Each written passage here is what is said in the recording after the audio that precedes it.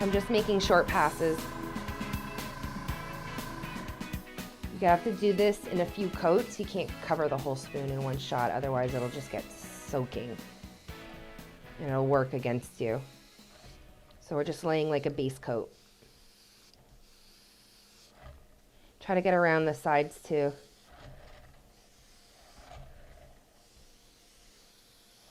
And you don't really have to worry, be too concerned. Actually, maybe we'll only stick with one coat for the bottom because it is only the bottom and it won't really be seen. So you can see already it's starting to look quite silver. And this is just one coat. And I'm just using short little bursts. I don't want to be too heavy-handed. Okay, I think that's good enough for the bottom. It is only the bottom. There we go. I couldn't help myself there. Sorry. We're going to have to wait for that to dry before we can flip it over and further spray paint it, or airbrush it, sorry. It's not a wall. We're not tagging it. Okay, so we're just going to put this aside for now, and we'll start on our cherries.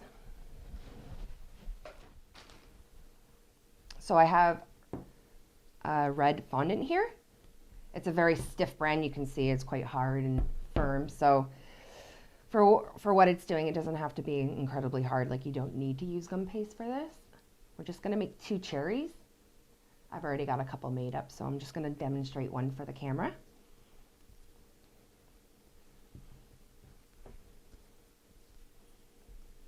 So I just portioned off a small little piece.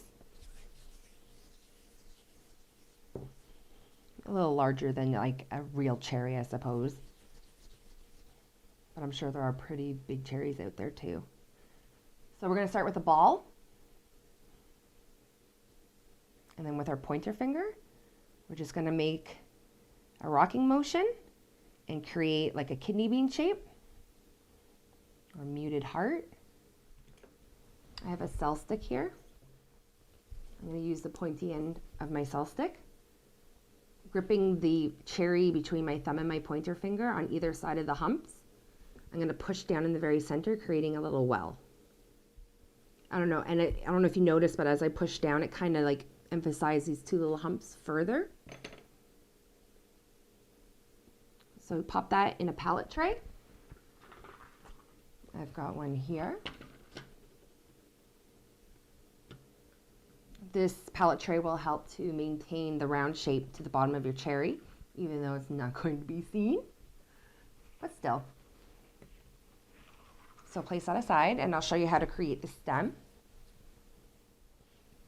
I have a piece of, I don't know, the package slip fell off. It's either 24 or 22 gauge wire. I want a green stem, so I'm going to use some wax tape. I'm going to rip this piece off because it's been activated some time ago. It's probably no good anymore. So the key with wax tape is you portion a piece off and then you give it a little stretch and it activates the wax. So I'm just going to tear that off. So starting at the top of my wire, I'm not going to use all this wire, but I'm going to just wrap the whole thing. So it doesn't have to be incredibly neat at one end.